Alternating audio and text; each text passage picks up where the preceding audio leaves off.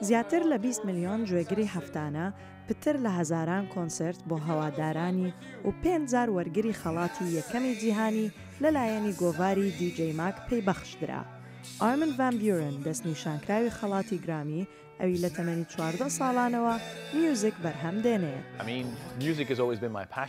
بەردەوام مۆسیقا سۆزێکی من بووە، هەرگیز بە بیرمدا نەهات بوو لەگەڵ تۆدا دابنیشم باسی کارەکانی خۆم بکەم. ئەوە شتێکە بۆ من کە هەرگیز خەونم پێوە نەدی بوو. لە گفتوگۆیەکی تایبەت بۆ دەنجی ئەمریکا، ئارمن ڕوونی دەکاتەوە کە بۆچی تا ئێستا بەردەوامە لە بەرهەمهێنانی میوزیک.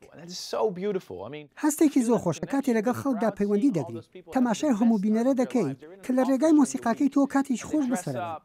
ئەو خەڵکە ڕۆژانی هەفتە بەکاری خۆیانەوە سەرقاڵن، لە کاتی پشودا خۆیان جوانەکەن و دێنە دەرەوە بۆ لای من ئەو کەسم کە مۆسیقایان بۆ لێ ئەدەم تاوەکو کاتێکی خۆش بەسەر.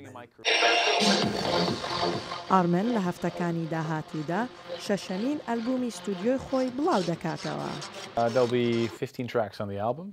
لەم ئەلبومە نوێیەم 15 گۆرانی تێدا دەبێت لە 29 مانگی دە لە تەواوی جیهان بڵاو دەبێتەوە. یەکەم گۆرانی بە ناوی ئیمبرەیس دەست پێ دەکات کە ناوی کۆی ئەلبومەکەشمە، دەنجێکی نوێی تێدا دەبێت، هەروەها تەکنیکێکی نوێ.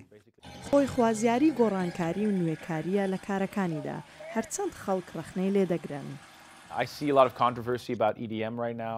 زۆر لە وتووێژ و ڕەخنانە دەڕوانم کە باس لە مۆسیقای ئەلکترۆنیە کات لەلایەن ئەو خەڵکانەی لەسەر پێگە ئەلکترۆنەکان باسی لێوە دەکەن، لە نێوان ئەوانەی خۆشیان دەوە ئەوانەش لێ بێزارن.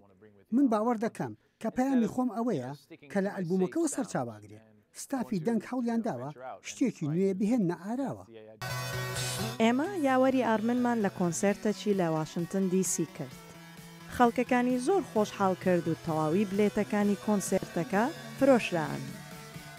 سەماد زەیی، دەنجی ئەمریکا.